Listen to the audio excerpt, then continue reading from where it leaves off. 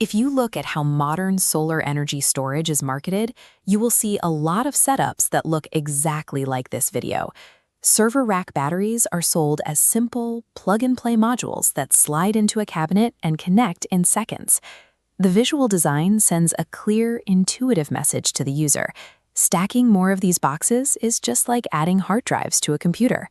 It assumes you are simply expanding a large, passive energy tank. This X-ray schematic reveals the engineering reality hidden behind the metal casing. Each unit operates as an independent, active DC power plant within a complex parallel network.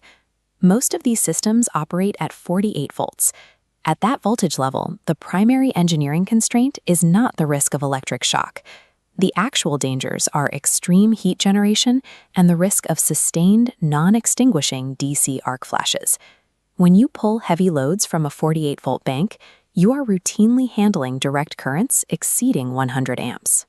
Mishandling that volume of current leads directly to uneven current sharing, melted copper cables, and silent, localized degradation of the battery cells. The main driver of failure in these multi-rack setups is actually a component designed to keep you safe, the internal battery management system, or BMS. To build a robust system that won't fail under heavy household loads, you have to stop treating these modules as simple batteries. You must design the entire architecture around the rigid internal logic of the BMS and the unforgiving physics of high-current DC networks. Treating a high-capacity, high-current battery bank like a stack of servers is the most reliable way to trigger a destructive cascade failure. To see why that failure happens, we have to look past the exterior case. This diagram shows the internal cross-section of a single 48-volt rack unit. At its core, it contains individual lithium cells, usually lithium iron phosphate, wired in series. That series arrangement is required to step the internal voltage up to the 48-volt nominal rating. The central circuit board houses the battery management system, an active protection relay. It constantly measures the cells against strict parameters, monitoring charge, discharge, and thermal limits. If breached, the BMS instantly and physically severs the internal connection, isolating the cells. This hardware-level disconnect is a sudden, binary event. It happens instantly, without any prior warning given to the inverter or the end user. Connecting multiple batteries in parallel creates a decentralized network of independent, unpredictable actors, rather than a single, unified power source. Now, let's look at the math of connecting these independent units. This diagram visualizes the fundamental rule of parallel battery scaling.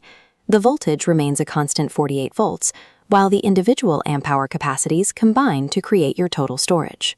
But capacity isn't the only metric that stacks. When you tie these units together in parallel, the potential fault current from every single node combines as well. Running heavy loads like an air conditioner requires a massive, continuous pull of amperage from the DC side. The formula shows how this scales. Current equals load power divided by voltage times efficiency, forcing thick, continuous current through your cables. And here is the physical reality of parallel circuits. Electrical current will strictly follow the path of least resistance. It does not divide evenly just because you want it to. In parallel circuits, electrical current strictly follows the path of least resistance. It does not divide evenly. Watch the current vectors. Battery 1 has a slightly shorter connecting cable, creating a micro difference in electrical resistance. Current obeys physics. The battery with the shorter cable offers less resistance, forcing it to carry a disproportionately large share of the load. As the thermal map highlights, this continuous strain generates excess heat, pushing the unit toward its hard maximum limits. A minor shortcut in physical cable length creates an invisible bottleneck. If you use poor wiring topology, you guarantee the premature death of whichever battery ends up carrying the heaviest load. Under sustained heavy draw, our overworked battery hits its thermal threshold. To prevent fire, Battery 1's internal relay opens, dropping it offline instantly. The house's electrical demand hasn't stopped, meaning the remaining 3 batteries must instantly absorb the missing unit's amperage. This violent current spike hits the remaining active batteries in milliseconds, long before the inverter's software has time to register a problem and throttle the load. The massive new load immediately breaches the rigid maximum discharge limits of the remaining batteries, creating an extreme overcurrent event. Each subsequent BMS triggers its own self-preservation cutoff, dropping offline in a rapid domino effect until the entire system goes dark. When you rely on individual BMS limits in an unbalanced parallel network, you turn a localized safety mechanism into a system-wide catastrophic failure. To prevent that failure, we have to replace the plug-and-play assumption with proper DC architecture.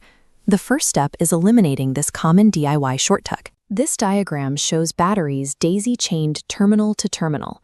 The red markers indicate points of cumulative resistance. Every jump down the chain adds resistance, guaranteeing an unbalanced load. The mandatory standard for scaling high-current storage is a central busbar topology. Running individual, mathematically equal-length cables from each battery to a heavy-duty copper bar forces the impedance to be identical across every branch, ensuring the current divides evenly. Once the load is balanced, you must protect the overarching system with a properly rated main system fuse. Positioned between the unified busbar and the main load, it must be precisely sized to handle the combined fault current of all parallel batteries. You can never rely solely on internal BMS relays to protect against a combined multi-battery short circuit. Under the extreme heat of a dead short, solid-state BMS relays can easily weld permanently shut. The system fuse is your physical failsafe. You also have to match your inverter's grounding topology. Floating DC systems isolate the battery terminals entirely, while bonded systems require tying the negative line to ground. Mixing these up creates electrical blind spots where the equipment cannot detect a fault to the chassis.